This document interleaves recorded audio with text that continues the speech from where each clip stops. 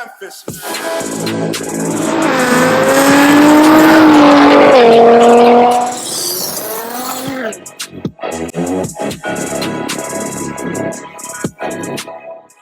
Good morning, guys.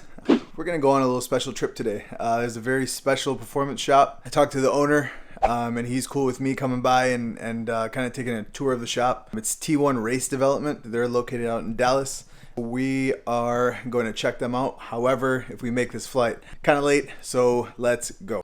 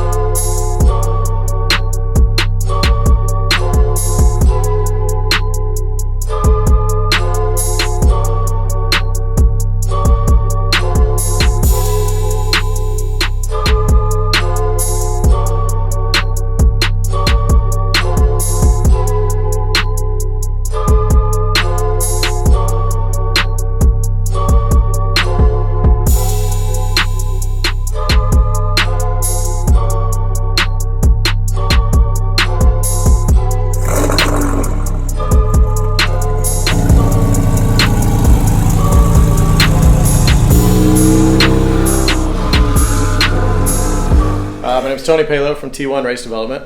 We're out in Royce City, Texas, just outside of Dallas. I started playing with cars in high school. Sure. Just playing. I mean, I didn't know shit about cars. Yeah. And I ended up getting a job at Motec when I was in high school. Yep. And I worked there for 7 years. And then an opportunity came to go work building two-frame chassis like that. Sure. So I went there for a couple years, and then I started this in 2005. You know EFI University? Yeah. So Ben Strader was actually a good friend of mine, and he was in town one time. And we were driving somewhere, and he was like, you really need to do your own thing. It's like, you know, you're ready. You've got what it takes. You can do it. I think that was the little push that I needed, and started it. Wow. It's grown slow and steady. Yeah. I worked for about 8 or 9 months by myself, you know, doing accounting and answering phones and working on the cars. And What were you specializing in the beginning?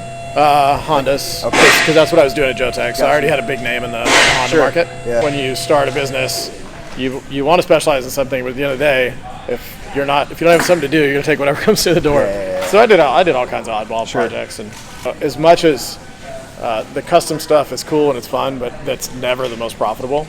Yeah, I think it'll take me about 40 hours. It takes 120. Kind of missed that one a little bit. In 2010, I bought that GTR. They came out in 09. I bought that in 10 with 5,000 miles on it. I literally drove it home from dealership, and I was like, "This thing is perfect. I'm not going to touch it." Yep. That's what we all say. And here we are. Yeah. In 2012 or so, we stopped working on anything but GTRs. Sure. It's like, okay, we've got enough GTRs to keep us busy, and we're starting to get it all figured out, and have a solid program that we can be efficient at it because we're doing the same stuff. It's better for everybody. We can make more money. Customers get a better end product. So since 2012, all we've worked on is GTRs until I bought that a few months ago. So this is kind of like an R&D car. Yeah. I don't want to get as deep into that as we've got into the GTR stuff. It's a long road of development when you try to build race cars. But these cars, you can put a turbo kit on them, make 1,000 horsepower. I mean, it's a fun and reliable car at that point. The Huracan's next then? Yeah, it's basically the same car. Yeah, that's true. Yeah. Same computer, same engine. So I haven't turbocharged this one yet, but I've tuned 6 of them now. R8s and Huracans. Mm-hmm. It's the same shit. True. So the R8 to me is a little more comfortable to drive. It's just like a daily. Yeah. The Huracan's, definitely more aggressive looking. Yeah. But depends what you want. And the R8s, they're getting pretty affordable. Relatively. I've seen some in like the 30s already. Like not for the older not ones, the 10s. Yeah, the V8s. Yeah. So the 17 and up is the Gen 2. And that's what you're focusing on. Yeah, because I don't have any interest in working on something that we can't tune. And I don't want to screw around with tuning stock ECU stuff. You know, coming from Motec stuff and having full control and everything works great, amazing data logging, I want to go back. And so now that I have that option with these, it opens it up to something I'm kind of interested in. So why Motec over, some of the other? This is the best.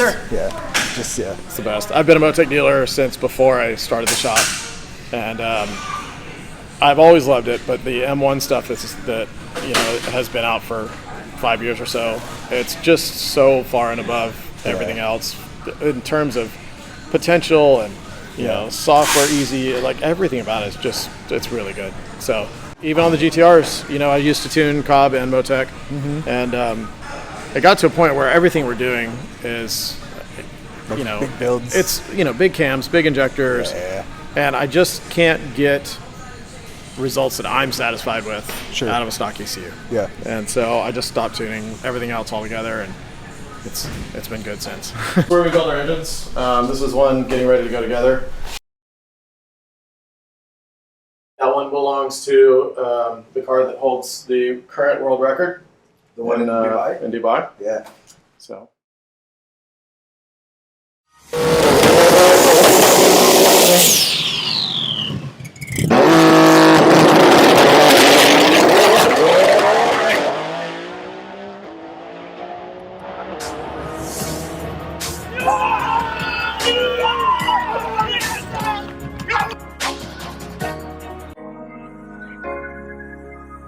So, little break area, pictures and stuff.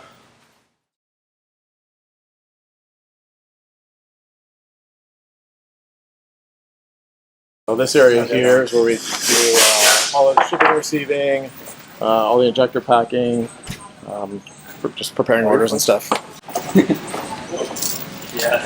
So we've got World Cup finals in Maryland coming up. Okay.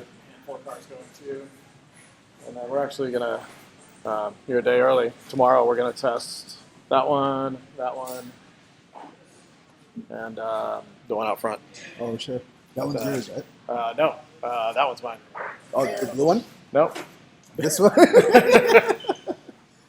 Wow. Yeah, so after CX2K 18, decided it was time to do something different. Yeah. And it's rear-wheel drive only now.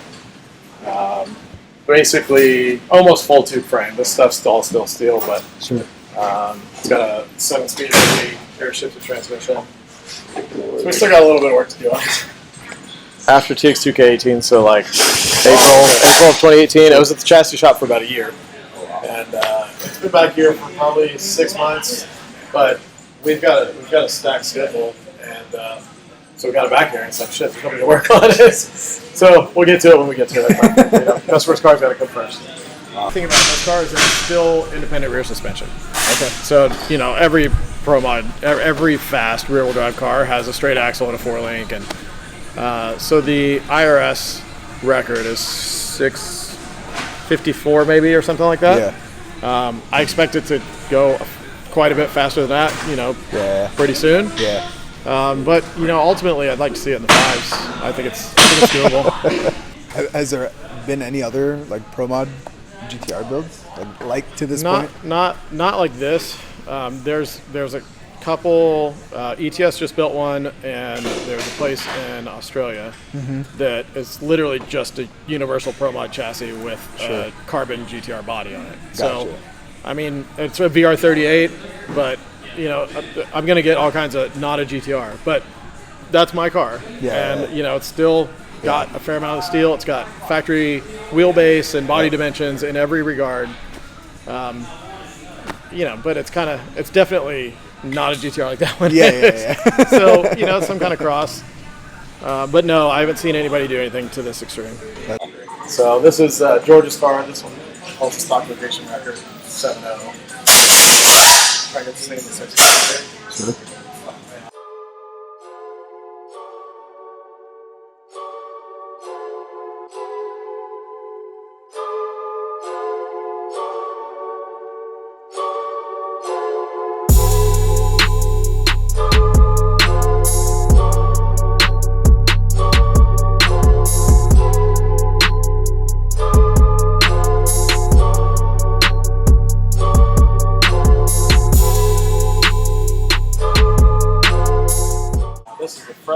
hasn't seen the track at all. This one was nice because we got to start from a completely stock car. Oh, sure. And this car was scheduled to come in for all this, and then it got here right about the same time. I made the decision to go crazy with mine. Yeah.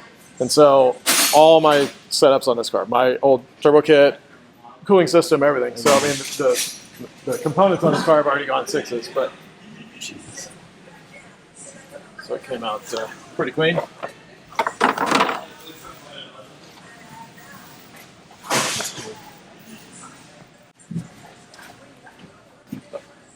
little different. Little understatement. What do you have going on in this one then?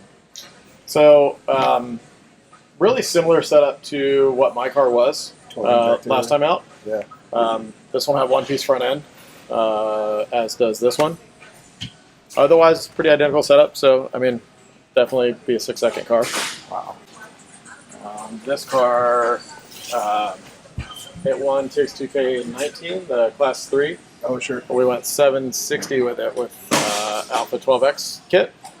And so now we're going methanol, the new Zona 9569s. Oh, sure. Yep. So, you see, it should go faster. Got the dyno stuff back here.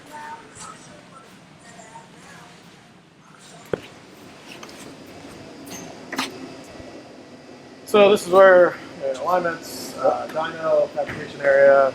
Try to keep the noise and the dirt and stuff out of the normal work area.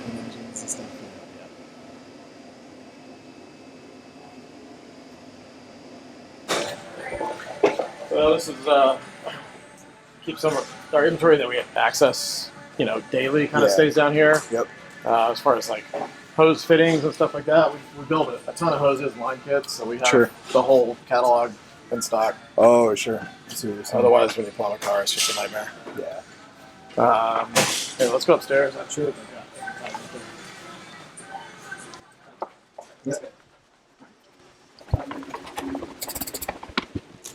So this is where we keep the rest of the inventory. We do a lot of engine stuff.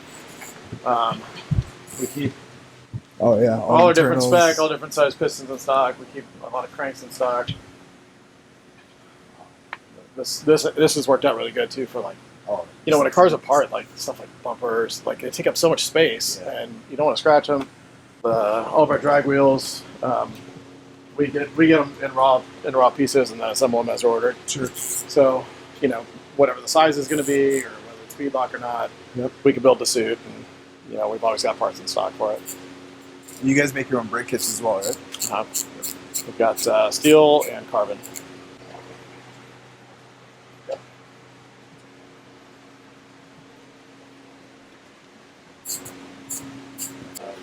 Nissan blocks. We just casual. I just sometimes they get hard to get, so I just hoard them and I keep buying them because they're only going up in price, and they're at some point they're going to be hard to get. Yeah. And so we do a lot of our engines we do that go overseas. It's easier to just buy core parts here, and then we send them brand new engine rather than them having an extended core. Yeah, for sure. This thing's pretty cool. So we sell a lot of injectors. And that's right. all of our injectors come with electrical connectors. And so it was one person's job to count out 4 housings, 8 terminals, 8 seals, and bag it. And I mean, it was, it's a job that my 8-year-old could do easily. Yeah. But, it takes a human to do it, and it was almost a 40-hour-a-week job. Wow. So we bought this machine that, I don't know how to work it, or I brought it for you. No, it's all good. These things all vibrate, and it turns, and it just somehow it's got lasers that count them, and it bags it. And, no kidding. Yeah, it's been pretty neat. It's this area. This is where we manufacture the hosing stuff. Oh, so they're crimp hose ends. Sure. Have you ever assembled AN hose ends on a hose? Roughly, yeah. Yeah, they're terrible. On it. Yeah, they suck. So this machine just crimps them. So oh, gotcha. They slide on. You just push it on, and then you put it in the machine, and it's a hydraulic crimp. And so they're lighter. They're a hell of a lot easier to deal with. Looks a little nicer. Yeah. You don't get scratched up from trying to. What is that style called? What type of roll cage? So there's like your normal 10-point cage, which would be, you know, what goes behind you, and then it's got a door bar, and then you got the A-pillar bars, and then the front roof bar. Yep. And then this one is what's called a 25-3. So this is good to 750, I believe. I think the sticker's on right now. So this adds all the bars in the floor, the funny car cage around the driver. So this one has a lot more. I think this is good to 750 or so. And then there's not a spec for a full-bodied car that goes as fast as the fastest GTRs go. Sure. So like, you know, a 650 GTR technically can't really even be legal because of its weight and you know, having the steel body. So when they spec a cage, it's good for a certain ET up to a certain weight. Sure. Because the force of the crash is mass times acceleration. So if it's heavier, they want you to have more stuff. Yeah. But it doesn't get any more intricate than that for that. So that is 25.1, I think. Oh wow. And so you know that's basically a pro mod, but it's got a steel mod. So it's a double brand. So there you guys have it. Thanks again to Tony and everybody here at T1. I'm glad you guys enjoyed the tour. It is hot in Texas. I think we had a great experience walking through the shop. Thanks again for giving me a rear differential drain plug. I stripped mine, so thank you, Tony, for this. Hope you guys enjoyed the video, and thanks again for tuning in for this video. Take care. Peace.